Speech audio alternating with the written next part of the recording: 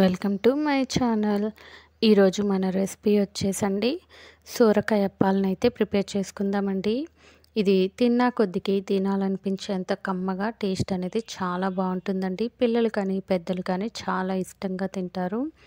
ఇది evening tea time snack లెక్క taste అనేది చాలా బాగుంటుంది. తప్పకుండా మీరు కూడా ట్రై చేయండి.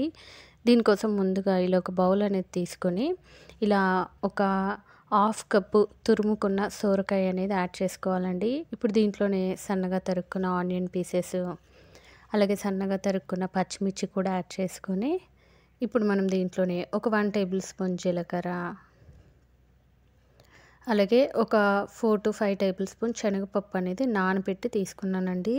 అలాగే దీంట్లోనే కొంచెం కరివేపాకు, ఒక 2 టేబుల్ స్పూన్ నువ్వులు అనేది యాడ్ చేసుకొని ఇప్పుడు మనము దీంట్లోనే సన్నగా తరుక్కున్న కొత్తిమీర అనేది ఒక పావు కప్ అనేది తీసుకున్నానండి. ఇప్పుడు దీంట్లోనే ఒక 1 కప్పు బియ్యం పిండి, ఒక 1 టేబుల్ స్పూన్ కారము, రుచికి సరిపడా సాల్ట్ కూడా యాడ్ చేసుకొని కొంచెం పసుపు అనేది యాడ్ చేసుకొని ఇప్పుడు మనం దీంట్లోనే ఒక 1 టేబుల్ స్పూన్ అల్లం వెల్లుల్లి పేస్ట్ని కూడా యాడ్ చేసుకుందామండి.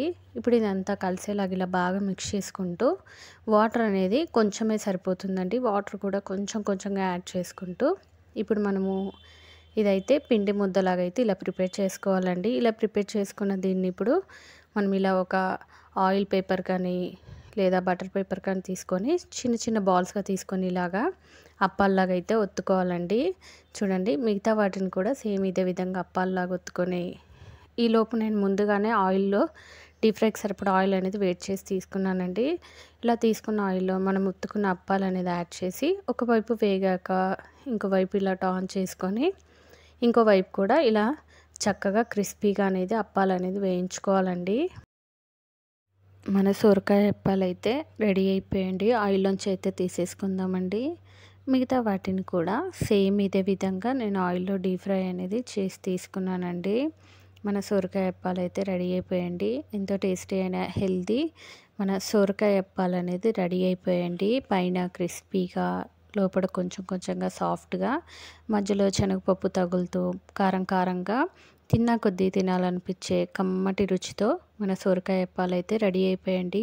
ఈ రెసిపీ కనుక మీకు నచ్చినట్టయితే తప్పకుండా మీరు కూడా ట్రై చేసి ఎలా వచ్చిందో మర్చిపోకుండా నా కామెంట్ సెక్షన్లో కామెంట్స్ చేయండి. అలాగే ప్లీజ్ లైక్ చేయండి. నా మరిన్ని వీడియోస్ కోసం మన ఛానల్ని మర్చిపోకుండా సబ్స్క్రైబ్ చేయండి, షేర్